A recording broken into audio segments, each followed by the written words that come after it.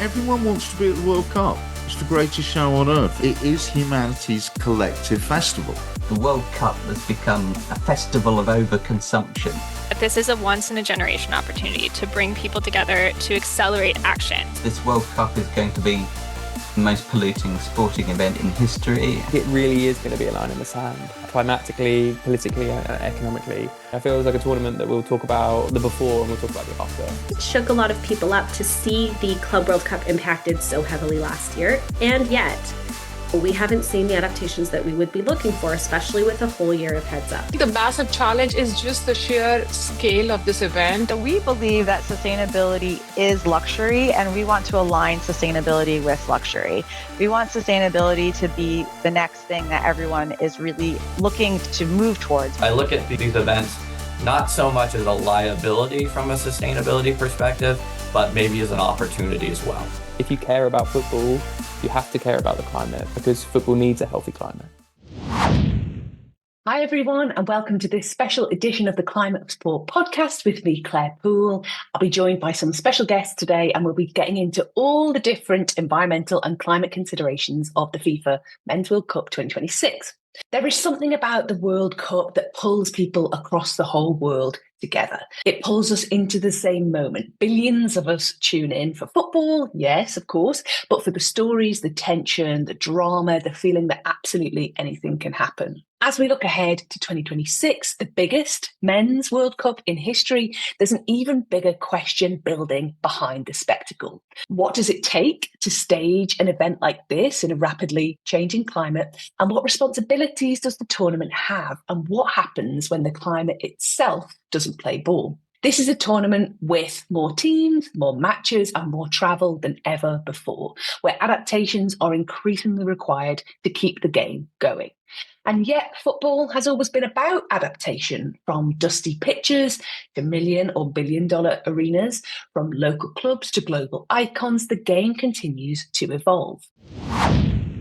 Football's a game of chaos, a game of mistakes, a game of uncertainties, where you are constantly having to spontaneously reconfigure yourself and your team to respond to it. Quite right, David Goldblatt. Football imitates life in that respect, and this podcast is about football, but it's also about responsibility. Asking the question, what does it mean to keep growing a global game in a world that's changing beneath the feet of those who play and watch? Because football has always evolved. It adapts, it expands, it finds new audiences and new scales.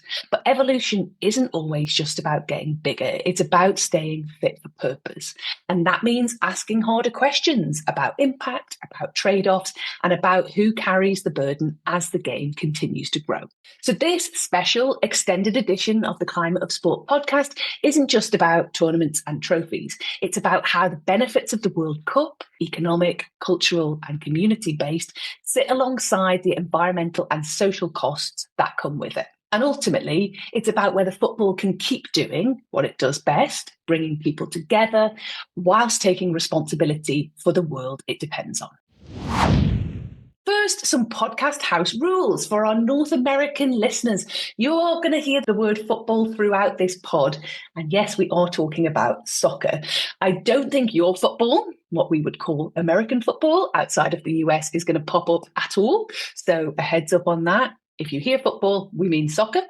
When you hear this sound, you can go to the podcast show notes to see a link to the source material of what's been mentioned if you so desire. Shout out an attribution to our friend Dave Powell on the podcast Your Brain on Climate that this shortcut was inspired by. This episode is called A Deep Dive for a reason. However, if there is a key theme that you're really interested in only, you can head to the show notes now and you'll see a timestamp and all of the key themes that we talk about pulled out. So you can head to that section very easily. I would note, however, that the podcast has been recorded to be listened to in its entirety. And lastly, you're going to hear insights from me as well as loads of expert guests across the pod, but you'll notice that FIFA are not one of them. FIFA, of course, were invited to appear on the podcast. They declined. However, they did send an email with lots of information in regards to the areas we're talking about. So when it intersects with the discussions we're having, I'll share some of that information with you. The first insight that I can include now is that, quote, FIFA recognises that climate impact must be taken seriously and welcomes informed scrutiny, close quote. Like any story, we need to start at the beginning. So I want to give you a really brief potted history of FIFA's climate commitments and environmental sustainability efforts to date, so you can view everything else in context. FIFA's publicly available organisation-wide climate strategy has a foreword from their president, Gianni Infantino, that says, quote, "There is no doubt we are in the midst of a climate emergency." He goes on, quote, "Climate change and its impact is undoubtedly one of the most pressing challenges of our time, if not the most critical, and it requires each of us to take immediate and sustainable climate action," close quote. So what climate action are FIFA taking? The climate strategy cites 2006 as the start of their journey, and FIFA has engaged with stakeholders and expert institutions around this time. 2009 marked the beginning of estimating their carbon footprint on its main tournaments and activities, taking measures to reduce and offset the emissions associated with these competitions. This is a good moment for us just to give a few definitions if this is the first time you're coming to a climate and sustainability discussion. A carbon footprint is a definition you're going to hear a number of times across the pod. That is a number that represents the total amount of carbon dioxide and other equivalent greenhouse gases that are associated with an individual, a product, a person, or even a country based on the impact they have and the carbon that they create through those activities. Carbon emissions are the release of heat-trapping greenhouse gases into the atmosphere, primarily caused by burning fossil fuels like coal, oil, and gas. These gases act like a blanket around the Earth, causing global temperatures to rise, climate change, and environmental disruption. Carbon offsetting is another phrase you'll hear as well, and that's a way to compensate for these greenhouse gas emissions that are produced in one place by funding projects that reduce, remove, or avoid an equivalent amount of carbon or greenhouse gas emissions elsewhere. Back to FIFA's history. In 2016, FIFA joined the UN Climate Neutral Now campaign, and participants of that campaign pledged to act through a three-step process: measuring greenhouse gas emissions, reducing them, and compensating for unavoidable emissions using UN-certified carbon credits. 2018, FIFA signs up to UN Sports for Climate Action framework, and through that mechanism, they are committed to a 50% reduction of their carbon emissions by 2040. Again, if you're not a sustainability nerd, FIFA use a definition of net zero used by a esteemed organisation called the International Panel on Climate Change, the IPCC, which states net zero is a state where there is no incremental addition of greenhouse gas emissions into the atmosphere. This means that once all avoidable emissions have been reduced, residual emissions have to be removed from the atmosphere. FIFA Men's World Cup in Brazil in 2014 was the first year they published a sustainability strategy ahead, and then a report on sustainability after the tournament competition for one of their major tournaments. Since then, they've published sustainability strategies for men and women's World Cups in 2018 in Russia, 2019 in France, 2022 in Qatar, and 2023 in Australia and New Zealand. And there's a strategy ahead of 2026. So FIFA have been doing work in this area over the years. FIFA's efforts and commitments have been called into question. The big things that FIFA gets called out on in the environmental space broadly fall into two categories. One, the fact that their organisation and leadership's actions at time appears opposed to the climate commitments and strategies we've just covered. And two, their heavy carbon sponsors, previously Gazprom, now Saudi Aramco and others. So let's start with words versus actions. In 2022, Gianni Infantino got involved in a World Environment Day campaign called Green Card for the Planet, in which he held up a green card and said, FIFA is playing its part with our aim to make FIFA World Cup Qatar 2022 carbon neutral. So I call on all of you to raise the FIFA card for planet and record a short message telling us what you'll do to preserve the environment and save our world. This is a great campaign and action that people did indeed get behind. The issue was that it took place in the pre-tournament window of Qatar 2022. Multiple stadiums were also being built at the time to serve that World Cup, and a lot of the media coverage pointed to high carbon emissions that were expected. Critics flagged that this action was symbolic, not actually in line with a refereeing sanction like a red or yellow card at all. As mentioned, FIFA claimed Qatar 2022 would be the first fully carbon neutral World Cup, a term that means its net impact on the climate is zero or negligible. In 2023, a Swiss regulator upheld complaints from 5 European nations that, quote, FIFA was not able to provide proof that the claims were accurate, close quote. In its decision, which is not legally binding, the regulator added that they have, quote, advised FIFA to refrain from making unsubstantiated claims in the future, particularly the claim that 2022 FIFA World Cup in Qatar was climate or carbon neutral, close quote. FIFA Women's World Cup in Australia and New Zealand was heavily promoted by FIFA as a sustainable major tournament, largely because it used existing stadiums rather than extensive new construction. And for the first time, all 10 stadiums had green building certifications. However, critics pointed out that the tournament still involved significant emissions, especially due to the long-distance air travel required between host cities across 2 countries and for international teams and fans. Around the same period, FIFA President Gianni Infantino made high-profile visits across Oceania and Pacific Island nations as development and engagement work, but were criticised for adding further private jet trips that seemed at odds with FIFA's sustainability messaging. He also undertook these trips during the 2023 tournament, missing a whole week of games, in contrast to him spending nearly every match day at games during the Men's World Cup in Qatar the year before. Then in 2024, FIFA announced a major global sponsorship deal with Saudi Aramco. This reinforced criticism that FIFA's climate and sustainability messaging sat uneasily alongside the partnership with one of the world's largest oil and gas producers. In parallel, a group of 100 professional players from 24 countries issued an open letter urging FIFA to terminate that sponsorship deal, citing human rights, LGBTQ+ rights, and climate concerns. Looking at all of this in context, critics cite a broader pattern across recent tournaments. Sustainability is emphasised at major events, while the underlying structure of competitions in terms of growth and the fossil fuel-linked sponsorship deals continue largely unchanged, creating a perceived gap between messaging and practice. So is FIFA taking climate action seriously?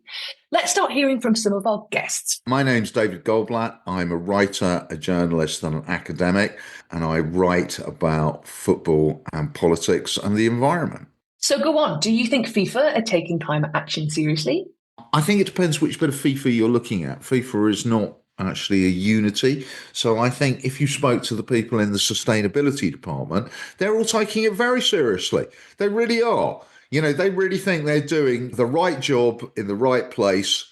Good for them. But as we know, sustainability departments within NGOs and corporations are at the beck and call of everybody else, because you're always asking everybody else to change what they do, as well as to actually have some impact on the very highest levels of strategic management. We are seeing good environmental actions across some of the FIFA Men's World Cup 2026 host cities, and we'll hear more about that later on. I find it very hard to think that FIFA is in any way serious when you're taking Saudi Aramco as your main sponsor.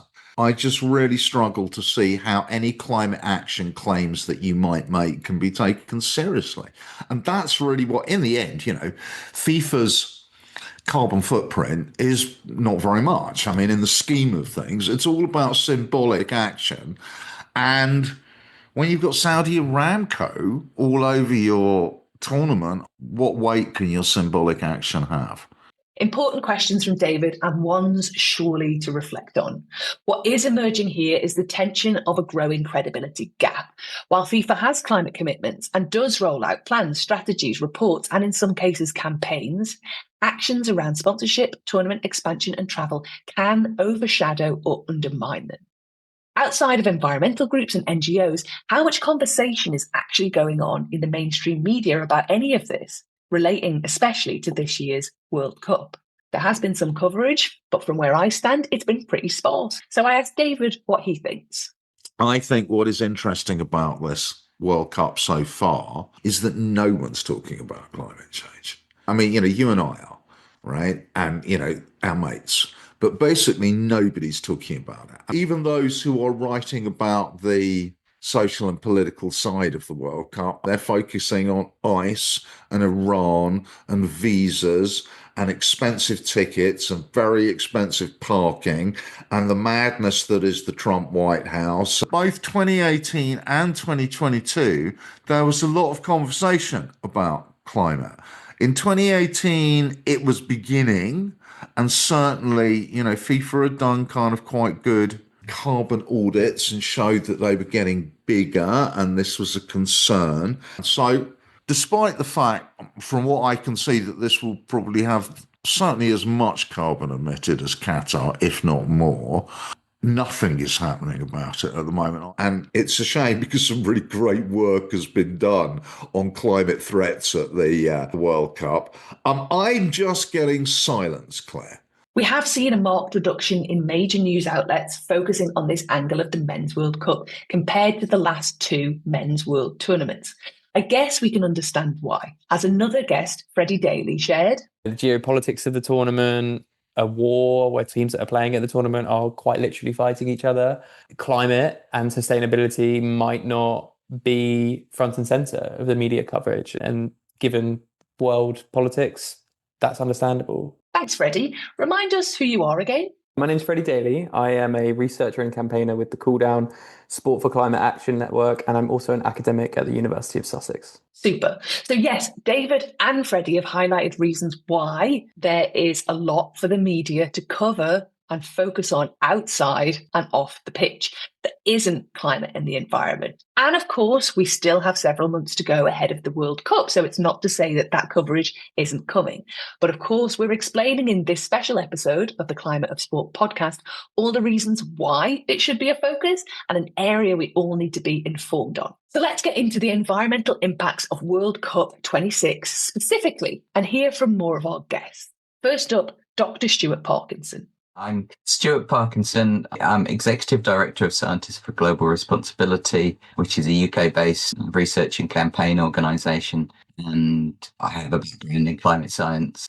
Stuart and his colleagues at SGR have written a really pertinent report. That report is FIFA's Climate Blind Spot, the Men's World Cup in a Warming World. And we looked at various aspects of the climate issue in relation to the World Cup this year and in future years. The big ticket item from the report to kick us off was their calculation of the carbon footprint of the tournament. We estimated that the basic carbon footprint for the FIFA World Cup in 2026 will be at least 9 million tonnes of carbon dioxide equivalent. That's similar to about 6.5 million average British cars driven for a year. And that doesn't include the qualification rounds. That's just the 100 or so matches played in North America this summer. Okay, I'm going to throw some numbers at you now. So for those who are interested in the detail, this is for you. If you're not, tune out for 60 seconds, make yourself a cup of tea, but make sure you lock back in. In FIFA's own greenhouse gas emission reports, it states its carbon emissions relating to World Cup 2022 in Qatar totaled 3.8 million tonnes of CO2 equivalent, up from 2.17 million tonnes in 2018 in Russia. Independent experts like Carbon Market Watch and other researchers say they estimate the actual footprint of Qatar to be between 5.2 to over 10 million tonnes, driven by what they call underestimated construction impacts and high-frequency shuttle flights by fans. In the interest of comparison, FIFA, the French Football Federation, and the local organising committee puts its Women's World Cup carbon emissions in 2019 in France at 341,600 tonnes, so just under 90% smaller in terms of emissions between what FIFA disclosed as its emissions from Qatar 2022. For Women's World Cup 2023, it stated the total controlled emissions amounted to 70,692 tonnes. This is a surprising finding given the fact that the 2019 World Cup took place in one country, France, and had 24 teams taking part.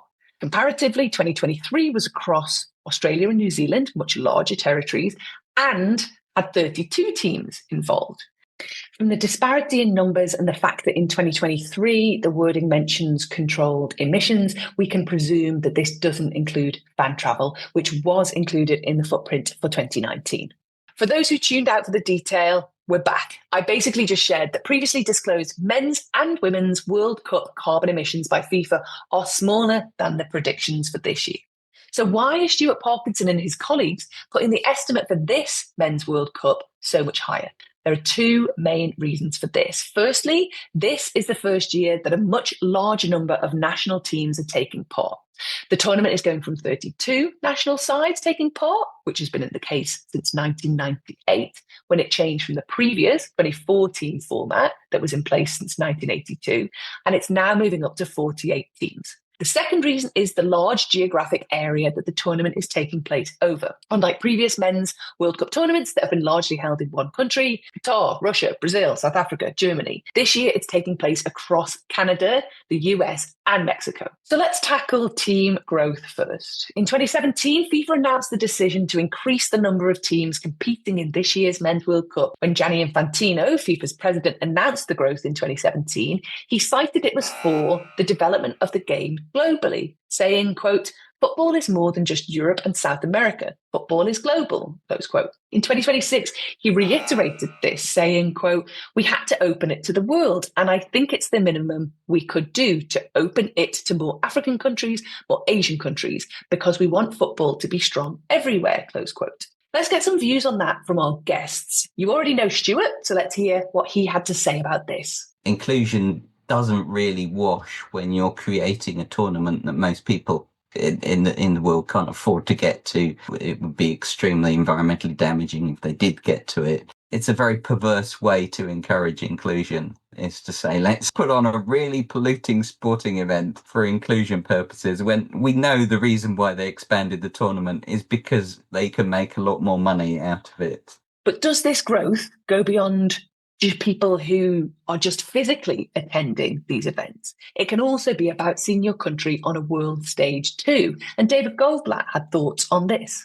There's some truth in it. You know, it would be easy to write it off entirely as a kind of cynical economic growth and sort of build your patronage network inside FIFA by having more Football Association presidents happy with you because they got to the World Cup. So that's all true.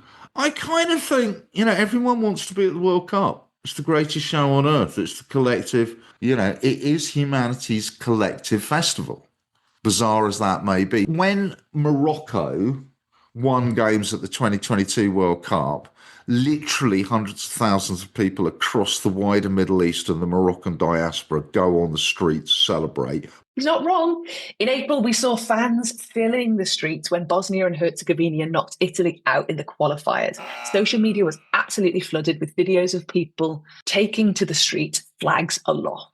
But of course, multiple things can be true at once. The ability to get more teams to qualify who we don't usually see competing at this level is exciting, but it is going to have a larger impact on the environment, which doesn't seem to align with the climate commitments we've heard about and the aim for FIFA to reduce their environmental impact by 50% by 2030. David Goldblatt summed it up. On balance, I think it's probably a mistake. I think less is more. On the other hand, you know, this time around, I shall be pleased to see Uzbekistan and Curacao and Cape Verde and Jordan and all of these people who never normally get a look in. David mentioned economic growth and Stuart has previously mentioned money. So now is probably a good moment to say that this year's World Cup is estimated to make FIFA upwards of $10 billion US. So 16 additional national teams are going to qualify this year. Can that really have such a huge impact on the environmental footprint of this World Cup? My guess is that expanding the number of teams by half again, flying players and squads and everybody around, it's probably no more than a couple of percentage points, if that, of the overall carbon footprint. And he's not wrong. But of course, the difference this does make, where having 16 more teams involved has impact, is the number of games that need to be hosted for them to compete and their fans going to watch them. An increase of 50% more teams means a jump from 64 matches to 104 matches. The second point is the large environmental footprint of FIFA Men's World Cup 2026 being the large geographic area the tournament's taking place in. A unified bid by US, Canada and Mexico to host 2026 Men's World Cup won over Morocco, with reasons cited by FIFA members being because of its existing infrastructure and stadium capacity, meaning a lower risk. The construction of new stadiums for mega sports events does create huge environmental impacts and can leave white elephants behind. Some of the information that FIFA sent over to us by email connect with this theme, and they said, quote, "The FIFA World Cup 2026 is being staged across host cities with existing stadium infrastructure, which reduces the need for new construction and the emissions that come with it," close quote. This is sound reasoning, but we know football is nothing without the fans. And unfortunately, fans travelling to watch games is usually the largest impact on the environment created by sports generally, and definitely for mega sports events. But this is a seriously large area for fans to go between. The host cities that are the furthest apart are Vancouver and Mexico City. They're about 4,800 kilometres apart. That's about the same as flying from London to Dubai, or nearly as far as flying from New York to London. Even inside the USA, the distance between, say, Seattle or Los Angeles and the New York, New Jersey Stadium or Miami are between 4,000 and 4,500 kilometres. Some trips between venues could be taken by train, but not all. And of course, organisers don't control how fans travel. We've seen examples at mega sports events in the past of more sustainable mobility options being encouraged and incentivised. Good examples of this were the UEFA Men's Euro in 2024 in Germany and UEFA Women's Euro in 2025 in Switzerland, where match day train travel was included in tickets. But is this likely or feasible depending on where you're going from and to? I spoke to Gabrielle Maguire about this. Gabrielle leads sustainability for the FIFA World Cup 2026 project for On Location. On Location is responsible for delivering all of the premium hospitality across all 16 venues at the World Cup. So quite a big lift, 104 matches, as we all know, 39 days. And we are responsible for delivering everything from the outside pavilions to inside the venue, suites, lounges. My role in terms of leading sustainability for the World Cup is to really focus on how we are going to integrate our sustainability into what we deliver. We're going to hear more from Gabrielle a little later, but what were her thoughts on fan travel? We don't manage the travel for our guests. The guests are making their own travel decisions. We will be pointing them to public transit options and encouraging them, but that's sort of something out of our hands at this moment. Where does that leave us? I think it is undoubtedly going to have a huge contribution to the climate crisis. The scale of the tournament, the sheer quantity of flights that are going to be required, massive contribution to emissions. That was Freddie. So are there solutions to this fan travel conundrum? Dr. Madeline Orr has an idea on this, and we haven't met Maddie yet, so let's hear from her. My name is Maddie Orr. I'm an assistant professor of sport ecology at the University of Toronto. Great. So what's your idea, Maddie, on fan travel? If you can find a way to limit tickets to locals or have a substantive number of tickets reserved for locals in each place, we reduce that international fan travel across the Atlantic. And that goes a really long way to driving down emissions overall. Freddie Daly had thoughts on this as well. I think the future tournaments, they definitely need to look at the sort of geographic concentration. So we know for a fact that the largest sort of contribution to emissions and to climate change from a World Cup is air travel, primarily the fan travel. So by having, a more concentrated host, you can lay on public transport or alternative transport that can drive those emissions down. So we did see this concentration at Qatar 2022, but having as many stadiums as you need with the capacity you need really close together for a tournament of this size meant a lot of construction as the infrastructure didn't already exist. Examples of using existing venues, but keeping the geography a bit tighter. Again, we can go back to Men's Euro 24 in Germany and Women's Euro 25 in Switzerland, both countries with decent train links and inside one territory. But of course, the single country with existing stadium that meets the criteria, as well as strong transport infrastructure, needs to actually bid to be chosen. Time to share another insight that was shared with us from FIFA. FIFA, quote, recognises that air travel is a significant contributor to the overall footprint of any major event, and it's clear that reducing emissions linked to flights is one of the biggest sustainability challenges that major event organisers face. However, numerous environmental initiatives relating to the tournament are being implemented by FIFA and the host cities before, during and after the tournament. The regional hosting model across Canada, Mexico and the United States also enables many fans to travel domestically or within the region, reducing reliance on long-haul travel for a significant proportion of attendees, close quote. And finally, quote, the tournament transportation fleet will include hybrid vehicles, and FIFA is also encouraging the use of public transport, walking and cycling options in close collaboration with the host cities and public authorities, close quote. I also mentioned another reason that FIFA gets a lot of flack is because of some of their sponsors. So let's cover that angle off. Saudi Aramco is the main focus here. Aramco is the national oil company of Saudi Arabia and the world's largest oil and gas company. It's frequently cited as one of the most profitable organizations in the world, with net income often exceeding $100 billion a year. Billion with a B. 2022 was a standout year for the company. It posted a record net income of $161.1 billion. The 4-year global partnership deal was signed between Aramco and FIFA in 2024 and will run until 2027 to a value of an estimated $100 million annually. And this deal includes sponsorship of the 2026 Men's World Cup and the 2027 Women's World Cup. Because these numbers are so bananas to us mere mortals, can I just underline that Aramco's sponsorship is actually just 0.1% of their $100 billion annual net income. It is a literal rounding error. So what is the problem with them sponsoring the World Cup? Let's hear from David Goldblatt.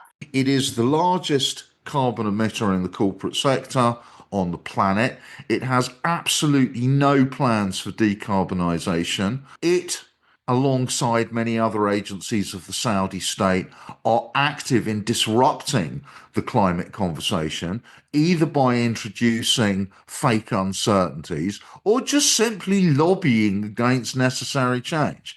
Aramco has published decarbonisation targets, and they say they have an ambition to achieve net zero scope 1 and 2 greenhouse gas emissions across Saudi Aramco wholly owned and operated assets by 2050.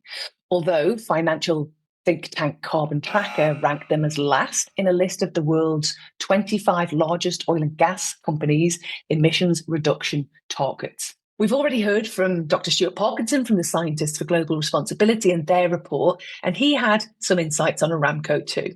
To have the world's largest oil company, Aramco, being the top sponsor at this World Cup, it is completely tone deaf and demonstrates a lack of understanding of what is driving climate change, who is driving climate change, and where a sport with such powerful influence like football should be associating itself with, should be advertising, should be encouraging.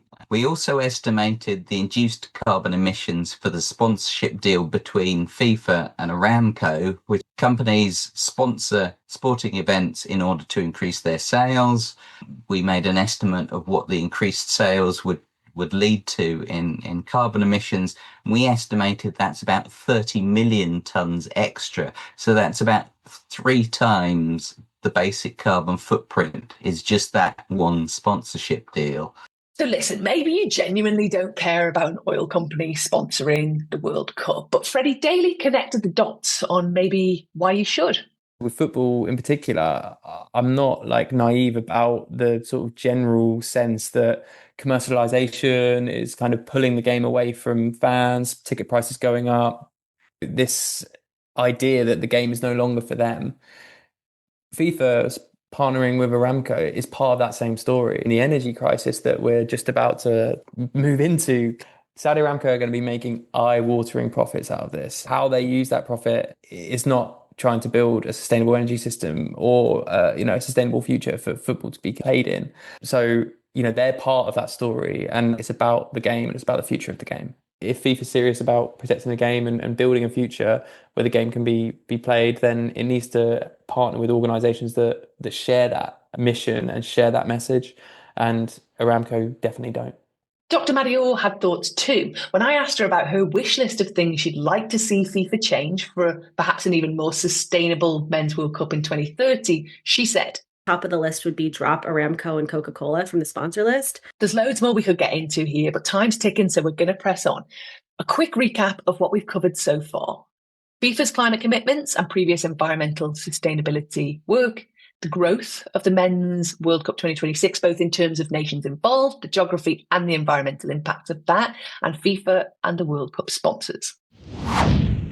As we know, the World Cup is creating a large impact on the environment. Could it also have a positive impact in helping to connect and encourage fans to understand more about the environment and climate and change towards lower carbon options in their own lives?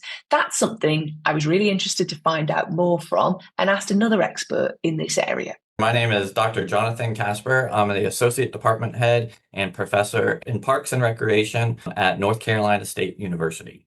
So can the FIFA Men's World Cup 2026 help move fan behaviour towards something more environmentally positive? Yes, but it's definitely not through awareness alone. We're trying to make fans aware of sustainability at the World Cup.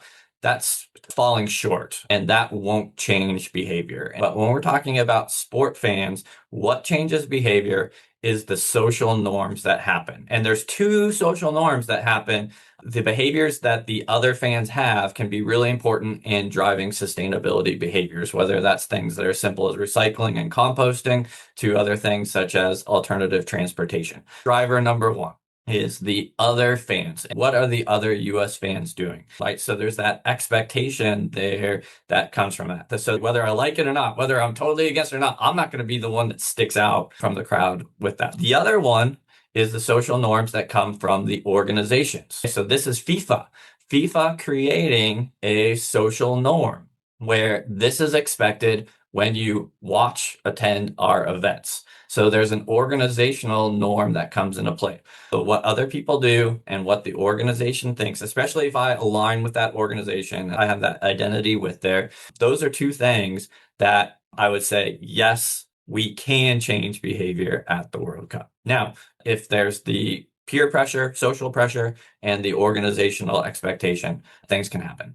That's encouraging. And there are certain groups of fans who expect organisations to act on social and environmental issues more than others. Can you guess who they are? So the Gen Z that expect these things, like it's not an exception, it's a point of parity. It means it has to be part of what's going on. And so if you look at statistics for some of the younger fans, about 70% of them do expect organizations to act on social and environmental issues. Another important segment that I've found within this is female fans. Females always rank higher when it comes to environmental concern. Okay, so for fans who these topics are just on their radar, what actually moves the needle? Number one is making convenience matter, like making it easy. We think about things like how you go to a website and you go to purchase something and all of a sudden there's this Apple Pay thing, for example, and it's so easy to pay. How can sport organizations do the same thing? How can we make it so easy that fans can actually do it? Making it easy, making it visible, working with the teams, working with the regional facilities to make sure that there's alignment and communication, alignment and expectation is the best way to go. One thing fans attending games in person or watching online or streaming at home will definitely notice around the matches this summer is the weather. You're going to hear a lot in this section from our resident expert on this area, Dr. Madeline Orr, the sport ecologist, but first an insight from David Goldblatt. I cannot see how, if not 2026, at some point in the next decade, a major global sporting event is not merely disrupted, but like really profoundly disrupted by the climate impacts. So what climate impacts can we expect to see this June and July in the US, in Canada, and in Mexico? We're expecting a range of climate impacts across the FIFA World Cup. This is based on research that's been ongoing for 10 years, and we can pretty reliably say we're looking at wet in the east, dry in the west, so wildfires and smoke coming out of the west, storms in the east, rain delays, and then heat all the way north from Toronto south down to Mexico. So this is going to be a challenge everywhere. Potential challenges, but major sports tournaments just play on, don't they? Not exactly, no. In last year's Club World Cup 2025, we saw 6 of the 63 matches, so nearly 10% of games, experiencing delays ranging from slightly inconvenient to be honest, rage-inducing. From around 50 minutes to just under 2 hours of delays happened across these matches due to heavy rain, lightning strikes, and thunderstorms, or threats thereof. The rage-inducing match in particular I'm thinking about was between Benfica and Chelsea, where the match was suspended in the 85th minute for nearly 2 hours. The match eventually resumed and Chelsea went on to win 4-1 in extra time. But that delay had an impact. Of the 16 stadiums used for this year's World Cup across Canada, US and Mexico, 3 have roofs. That's Dallas, Houston and Atlanta. An additional 2 have some cover. Los Angeles has a canopy roof with side ventilation and Vancouver has a retractable roof. So I asked Maddie if the stadia with roofs mean lower impacts for fans and staff experiencing the impacts of, say, extreme heat. The venues that are going to be the most adversely affected are the ones that have the most people coming and going. It actually has less to do with whether they're covered or not. It has more to do with how many people are exposed. I'm worried about the whole day, the transit system around that, the downtown core that's going to have fan areas. We're talking about millions of people potentially impacted, and you have to consider heat and air pollution a potentially mass debilitating event. This is not like a concussion that happens to one person at a time. We're talking about hundreds of thousands of people exposed at any given time. That sounds extreme, doesn't it? But actually, no, it's not. Maddie Orr is not actually prone to over-exaggeration at all. And we don't even have to look that far back to find an example of this. In June and July 2021, as a reminder, the exact time of the year that the World Cup is going to take place, a heat dome over the Pacific Northwest caused temperature to hit nearly 50 degrees Celsius or 121 Fahrenheit in Canada. That event led to the deaths of 800 people. In Washington state, the daily number of heat-related illness emergency department visits was 69 times higher than that same period in 2019. FIFA has convened a dedicated heat illness mitigation and management task force comprising medical and operational experts. The task force is finalising a number of measures. And let me get this right. They include standardised guidance, including scalable heat risk alert systems, operational triggers for cooling and hydration measures, harmonised stadium medical action plans, and adaptable public messaging toolkits to ensure consistent implementation across all host sites. They will continue to monitor conditions in real time and integrate wet bulb global temperatures and heat index surveillance, and will apply established contingency protocols should extreme weather events occur. There are also recent cases of indoor sports being impacted by wildfire smoke in entirely different countries. In June 2023, a reminder, exactly the same time of year that the World Cup 26 is taking place, wildfire smoke from Canada drifted thousands of kilometres down the eastern seaboard of the US to New York, to Philadelphia, and even to Washington, D.C., postponed indoor matches across baseball, basketball, and soccer. The inference here that even when you have an indoor facility for hosting your sports matches, people have to travel to your event. And if the air quality is so low that it could be an issue to your health, sports organisations have a duty of care not to encourage people to go out in that kind of air quality to attend a sports match. So even if you're in an indoor property going to a sports match, you are not separate to the environment that exists outside of it. With the crew of Artemis 2 being to the far side of the moon recently and sending those amazing images of Earth from so far away, we have had a really recent reminder of how connected and fragile our planet really is. Events in other places can impact us in ways that we may not even have envisaged. So is wildfire smoke an issue we need to worry about for this summer's championship?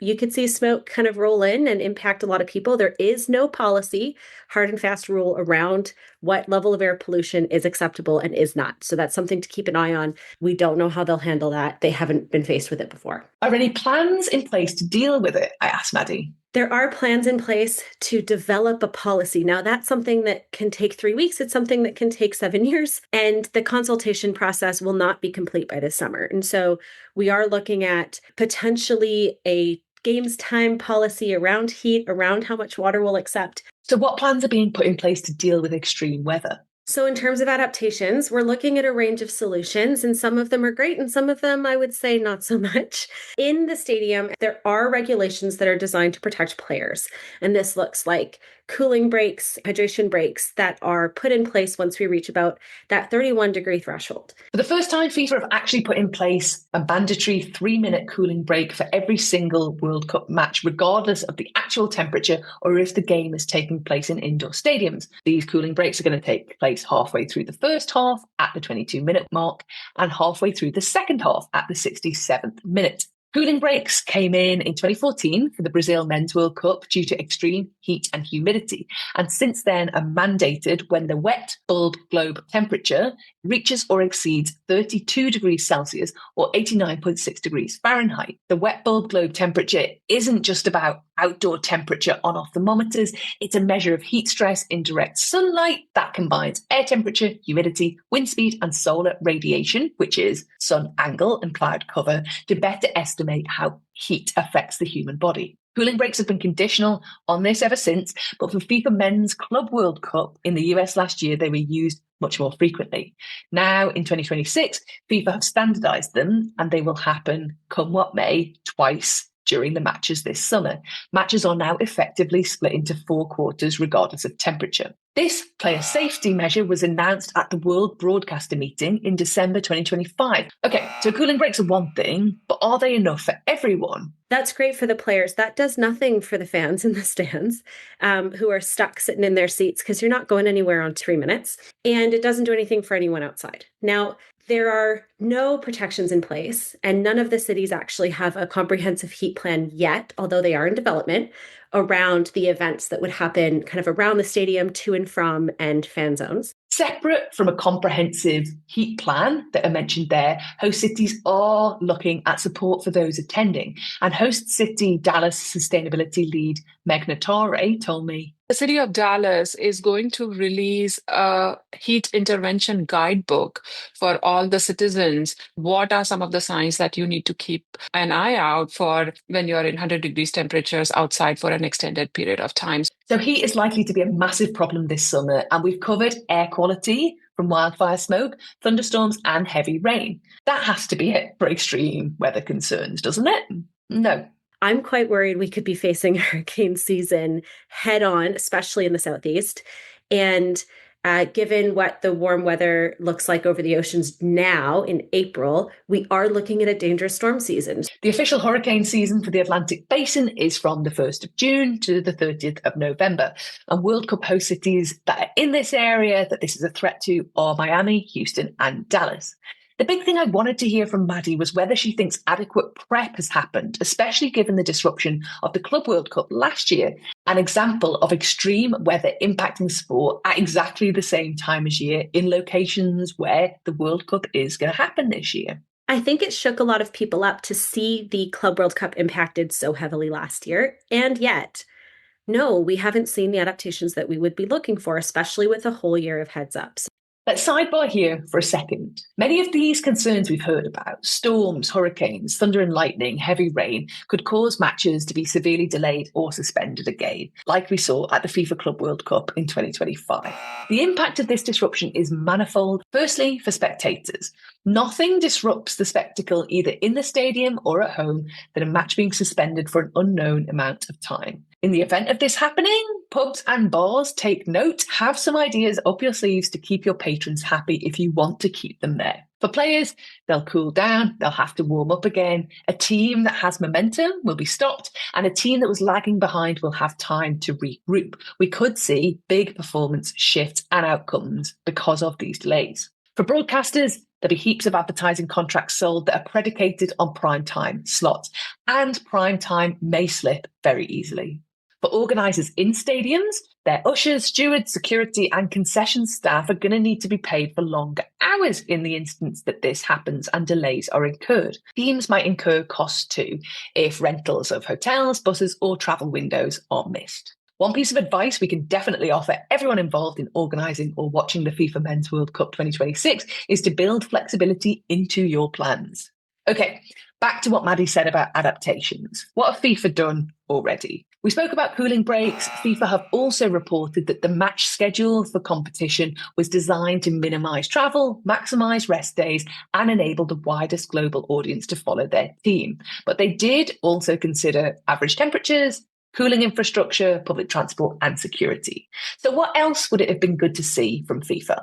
In a perfect world, I would have liked to see a comprehensive climate response policy out of the FIFA World Cup that would be uniform across cities. Now, that's tricky across 3 federal jurisdictions. And when you get into wildfire and hurricanes in particular, those would be considered a national emergency. And therefore, we're talking about federal government involvement, state level involvement and city level involvement across several jurisdictions. So complicated, really hard to navigate, and it would have had to have happened a year ago to have any chance of working. No shortage of complexity there, but with the 2026 FIFA World Cup expected to be the most lucrative major sports events in history, and AFP reporting that 7 million tickets will be offered for the competition, taking into account the capacity of the 16 stadiums where matches are taking place.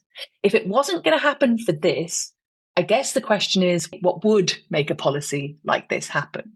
So we haven't had a master plan out of FIFA, but host cities are working to be prepared. And we're lucky to have input from two of the host cities that have the most substantive public-facing efforts around sustainability as guests, Houston and Dallas. More on what they're doing and other host cities later. But right now, Elizabeth Carlson told me what they've got planned in Houston in case of these extreme weather impacts. First off, who is Elizabeth?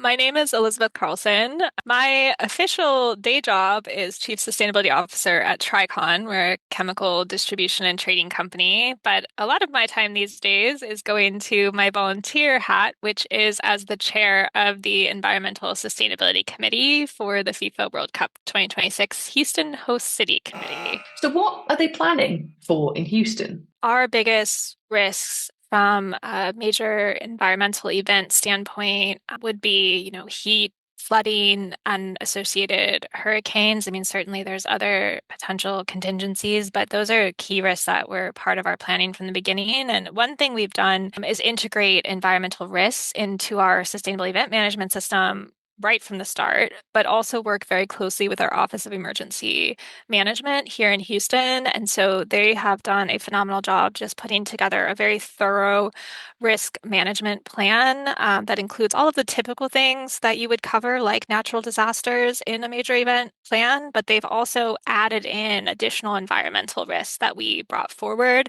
which is, again, something we hope will be legacy because it just brings more integration. So something like, besides the obvious heat and hurricane type risks, we also put air quality as a risk. Of course, you can never fully anticipate every risk that will come up or what might happen with a hurricane. It's a very real possibility, unfortunately, in Houston that there could be a hurricane at some point or a major weather event, just given the time frame and that it's happened before in the past. Earlier, we heard from Maddie about the concerns for those travelling to and from games during the World Cup experiencing things like extreme heat. So I asked Elizabeth what they're doing and what they're planning to do to help on that front.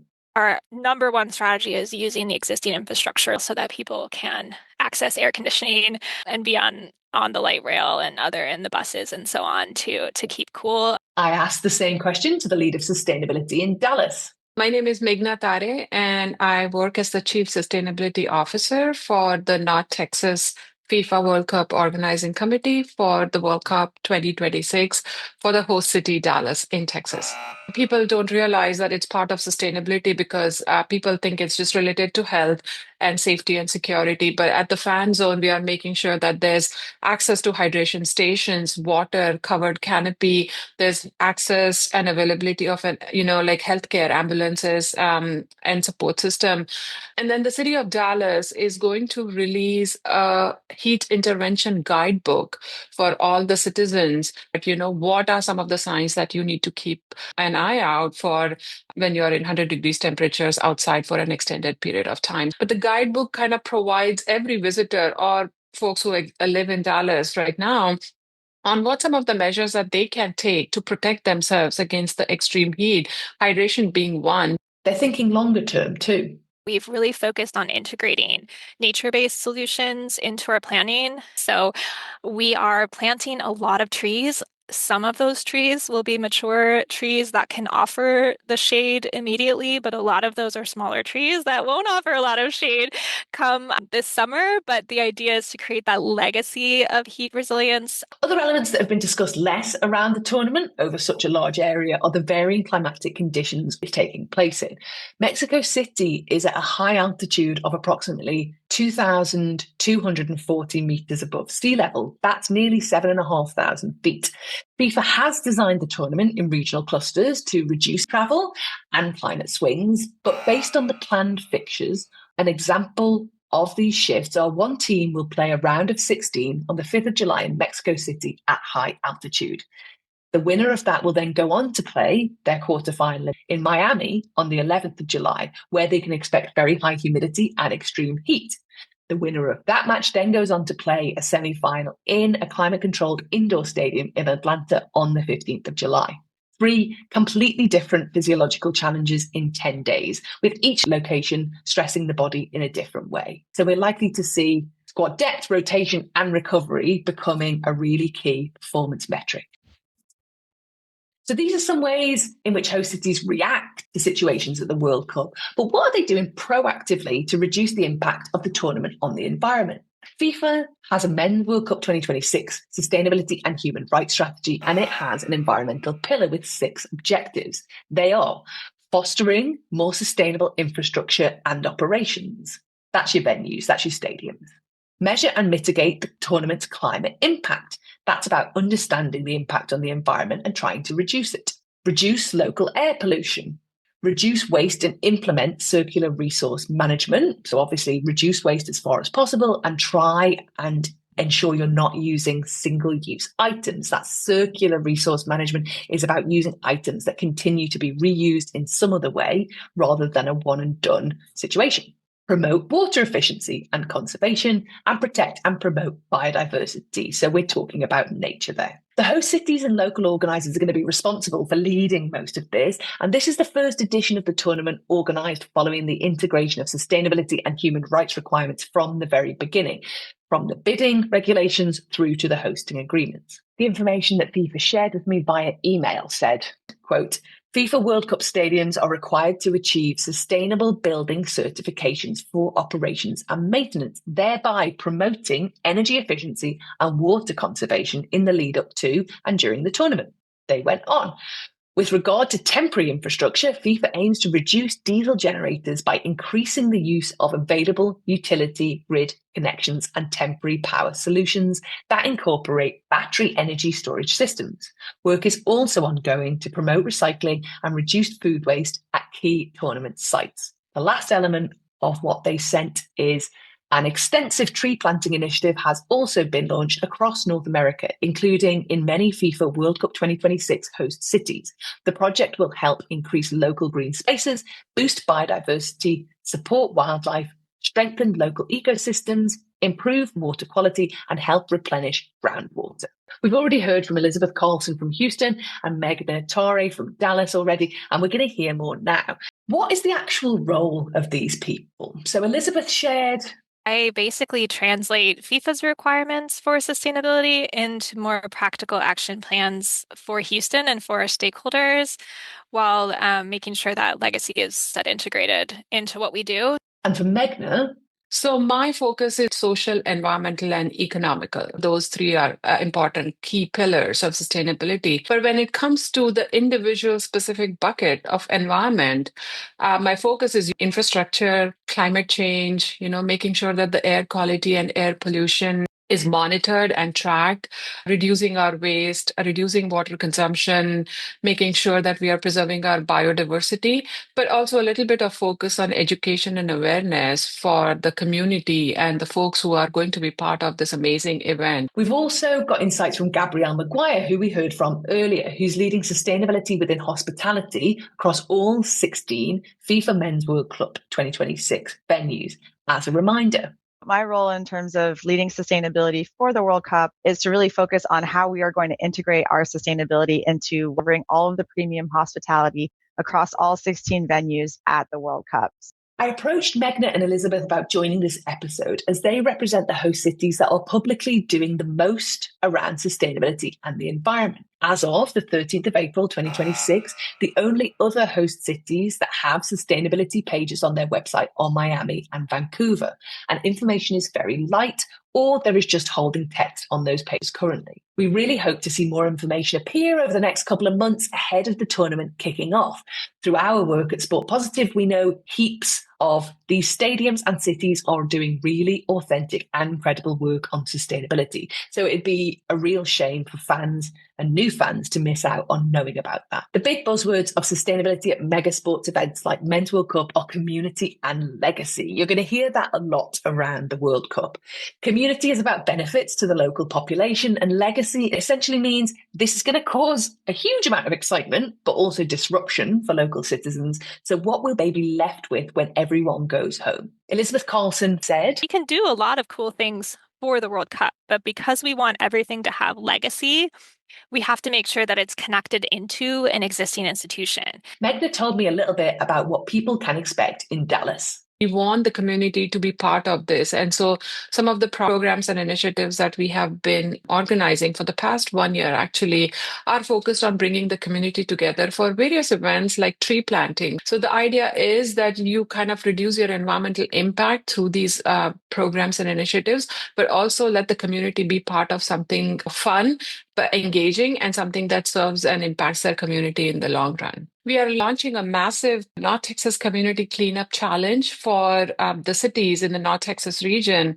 And this is done in partnership with the North Central Texas Council of Governments, where 16 plus cities have signed on a pledge or their commitment to host cleanup events in their cities, in their parks, to reduce the waste and the litter and to have clean community. We have been establishing mini soccer pitches across local schools in the Texas region. We are hosting educational programs like a Green Ambassador certification program, 2-day program, where anybody can come and learn about sustainability. Then we are hosting some nature challenge in partnership with Trinity River Audubon Center, where visitors or residents can go to 7 or 8 different hotspots that we have picked in the region and identify species of plants and birds. The iNaturalist app and the eBird app, where you can document your findings. So that helps preserve our biodiversity, but it also helps towards the global data collection. And sometimes emission reduction during the tournament and legacy afterwards come together. Trying to make sure adoption of low carbon vehicles. We are working on charging infrastructure for EV charging across the region, making sure that people have access to rideshare at Fan Festival, providing free shuttles for people to transport into the stadium from, say, Dallas. Host cities lead on their own individual strategies because these are massive sporting events, and so the impact that it has on a community are very different because everybody has their own regional challenges. So what happens in LA is not the same as Dallas or Boston or New York. So what can the good people attending matches in Houston expect? Elizabeth Carlson shared more. Our sustainability program is really built around this idea that sports rally people together, that this is a once-in-a-generation opportunity to bring people together to accelerate action. So we don't really say that we're creating new things. We're really trying to accelerate what's out there in our community. And I think what makes it unique from a action standpoint is the deadline of 2026. So it kind of pushes you to take action. It pushes that acceleration. We're doing a lot of these cleanups really to engage the community, not just for the actual act of cleaning up, but also to get people engaged. And then we have a sustainable soccer fields program. How do you make that neighborhood park a demonstration of resilience and bring sustainability into how kids play every day in the city? And then one of our biggest projects is the Green Corridor. This is 35 plus organizations working together to tell Houston's story of existing sustainable transit. So we have 14-mile loop between Fan Festival and the stadium, where on one side we have light rail, on the other side we have a hike and bike trail. And we said it'd be cool to kind of think about this as sustainable transit, but also to look at along that trail and along the light rail, we have parks, we have the bayou, we have green spaces, native planting and pollinator gardens. And so we've done a lot of our demonstration level projects like innovation hubs, youth art, air quality monitoring, pollinator gardens, more trees along that green corridor so that people can actually visit and experience sustainability. And working with our metro partners to make sure that we have additional bus infrastructure and things that might be needed. For example, they added a direct bus route from the airport to downtown just to help make sure that people have access to these existing infrastructure. And so we're going to be promoting that a lot. And then the other piece I would say is we also tried to think outside of just the direct fan transport between the venues and really engage hospitality groups as well. And so part of our hospitality toolkit is the option to promote public transit at your hotel or at your restaurant, to add bike racks or include EV charging, so that we're trying to just engage more broadly on how to make sustainable transit part of the community as a whole. These local efforts will hopefully support travel around the city during the tournament, but also stay in place for the local community long after the World Cup fans have gone home. We're about to publish a playbook that, will basically make public all the documents, policies, everything that we've put together to serve future events and serve the city. For sure, we'll publish our own sustainability report so that people have access to that from a knowledge sharing standpoint. One of the biggest issues with keeping good ideas going after an event like the World Cup is ensuring that people and information stay in circulation for others to learn from. So playbooks are a great idea, but what about ensuring projects don't disappear? Because at the end of the day, the host committee or FIFA or these event-specific institutions, they fade away after the event. I think the real benefits are the knowledge sharing, education, and awareness. And I'll give a very practical example. We talked about native planting and how important native grasses are to our ecosystem and absorbing floodwaters and purifying water in the air and drawing down heat. But most people in Houston don't know those benefits. And so if we could just achieve the education and engagement using the World Cup to get people to see those benefits, that would be a huge win for us. We can do a lot of cool things for the World Cup, but because we want everything to have legacy, we have to make sure that it's connected into an existing institution. We have matched each of our interventions with a legacy plan. It's a lot easier to find a home for a piece of infrastructure or a set of trees because we can put a maintenance agreement in place. Now we're working with all these different partners to say, okay, how do we transition this or transform this into something that lasts, into a way that we can continue to collaborate? Gabrielle Maguire and On Location are thinking about legacy too. What I am quite excited about is the massive amount of work that we're doing to gather our data so that we can perform a baseline for the future. We plan to take that data and hand over a clean data set to FIFA, but we will also be calculating our emissions internally, that we will have 16 different venues that we can look at the data and we'll be able to compare those venues and look at emissions maybe per guest or emissions per product level. When you hear about hospitality, sustainability might not be the first thing that springs to mind. Honestly, hospitality is about food, drink, gifts. So how are they approaching that? So we believe that sustainability is luxury and we want to align sustainability with luxury. So as I always say with the team, let's make it sexy. We want sustainability to be the next thing that everyone is really looking to move towards, sort of a very innovative space. For guests in the hospitality areas, what are they going to see and hear? So we really look towards local chefs and local foods, and we're trying to purchase as much as we can locally. We will be measuring that and reporting on that after the event.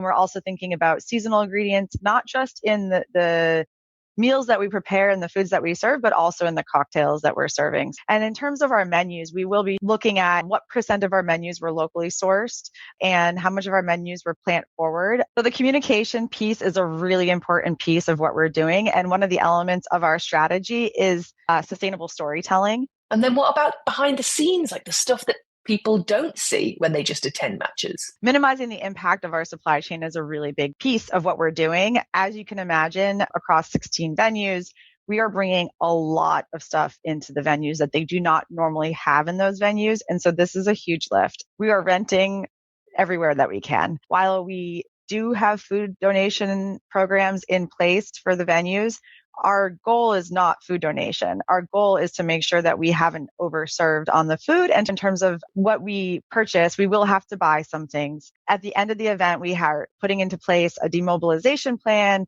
and an asset tracking system so that we can make sure that we know where every single item goes after the event. Everything from big pieces like furniture, which we hope to donate, all the way to small pieces like the excess lanyards that we might have or excess wristbands. Even challenging items like carpeting will have to be donated. So the goal is to divert as much as we can, either donate it so it's reused or recycle it if we have to. It's been absolutely incredible to get the inside track from those front and centre of actually delivering the FIFA Men's World Cup this June and July.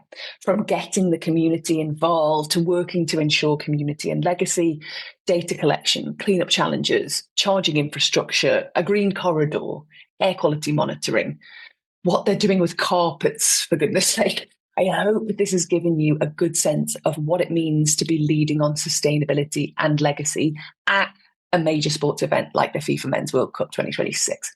I know we've given you heaps of information over the past 70 minutes or so, but what I really wanted to get across to you is that climate is one of the very few factors that could impact absolutely everything at this tournament, from delivery, from fan experience, from squad performance, staffing impacts, broadcast timings, and of course, the underlying risk to the commercials that sit around all of that. For a mega sports event delivery where planning and schedules are the absolute centre of everything and from which everything stems, the risk of uncertainty that climate impacts bring are real and they're inescapable. There's so much more depth that we could have brought to all of these areas, but we were conscious of your time and we'll bring you more content in the run-up to the tournament and over June and July as well. And we know many others are planning the similar and same content with much more depth in different areas. So we look forward to hearing that. For now, let's head for some final thoughts from our absolute powerhouse lineup. Elizabeth Carlson from Houston Host City. Everything we do, we have the choice to make the world better or worse. Every decision, every action, we choose make the world better, make the world worse. If you're looking at the World Cup, if you're looking at what you're doing tomorrow, is it going to make the world better or is it going to make it worse? And that's how I approach sustainability. So I think that's the takeaway. Like, don't think about the complexity and is it climate action? Is it resilience? What words do I need to use? It's how do I make something better with this? Gabrielle Maguire from On Location. Sustainability isn't about limitation. Sustainability is about innovation. Meg Natare from the Dallas Host City. So I'm hoping that the headline will be sustainability and seamless mobility. Dr. Stuart Parkinson from the Scientists for Global Responsibility. My concern is it's just going to be remembered for all the wrong reasons. It's a huge, bloated tournament sponsored by a huge oil company and all sorts of climate impacts cause all sorts of hazards for fans and players alike. Jonathan Casper from NC State University. We need to go from sport just saying it's a platform for sustainability to it's not only what they promised, but what they said. What did they deliver on? Now, more than anything, it's what did the fans experience? What was the experiences that happened? When sustainability becomes part of what is expected at these events, not just what it promotes and says, that's when the behavior change actually starts to happen. Dr. Maddie Orr from the University of Toronto. I think for me, the takeaway always when it comes to climate conversations is consider how this impacts you. We are going to watch players play in conditions that our 7 to 10-year-old kids should not be playing in. The provision of support is so extraordinary that they're able to do things that our kids, when they go outside, are not able to do in the same conditions. So do not take what you see on the screen when you're watching at home to be what is okay. What works for the professional level is not what works at lower levels, and we need to make that distinction. Freddie Daly from the Cool Down Network and University of Sussex. Sport, football included, needs a habitable planet. It needs breathable air. It needs temperatures that don't boil your organs. So we need to do everything we can to ensure that future and those habitable conditions remain in place. And that has to extend from driving down emissions of tournaments, pushing our governments to build more sustainable economies so that tournaments and sport can be hosted within infrastructures that are low carbon. And it also means calling out polluting sponsors that are actively rolling back measures and that are trying to ensure that that future never comes to pass. If you care about football, you have to care about the climate because football needs a healthy climate. Author David Goldblatt. Football generally is played outdoors under the sky. I think it's best there. And that means it's affected by the weather. The weather is changing on this planet. Every single institution of every kind, every social practice on this whole planet, every person is enmeshed within this web. If football is something that is precious to you in any way whatsoever, check in. Because if you want your kids and your grandchildren to enjoy what you enjoy right now, we need to make some changes, because climate change is going to make the playing, the watching of football, aside from anything else, much harder, much more expensive, much more difficult than it has been in the past. So we've heard loads from our guests today and so much about the FIFA Men's World Cup this summer that hopefully you found really, really useful. The big takeaway, I guess, from me is no matter the environmental, social, political context, the world is going to tune in this summer. The 2026 FIFA Men's World Cup will ultimately deliver what it always does. Moments of brilliance, moments of heartbreak, and a sense of global connection that very, very few events can match. Football has an unmatched ability to bring people together across borders, culture, and generations. And in an increasingly divided world, that power matters now more than ever. But this tournament also arrives at a different moment. The game is growing, bigger tournaments, bigger audiences, bigger revenues, at the same time as the world around it is facing very real environmental limits. From extreme heat to long-distance travel, from commercial pressures to climate commitments, the World Cup now sits squarely at the intersection of these competing forces. So maybe the question is whether the direction of travel is clear and whether the choices being made about that match the reality of our world today and the positive, inclusive future that sport is talking about. So enjoy it. Enjoy the goals, enjoy the drama, enjoy the spectacle, but maybe try and hold two things at once. That enjoyment, but also the reality it lives in. Please don't look away from what the reality is telling us, because the future of the game is being written now. That is a wrap on this episode of The Climate of Sport. If this got you thinking, send it to the group chat, send it to your team or someone who cares about the future of the game. Follow, subscribe, and join us next time, because the biggest wins aren't just on the scoreboard, they're out there for the planet too. See you on the next one.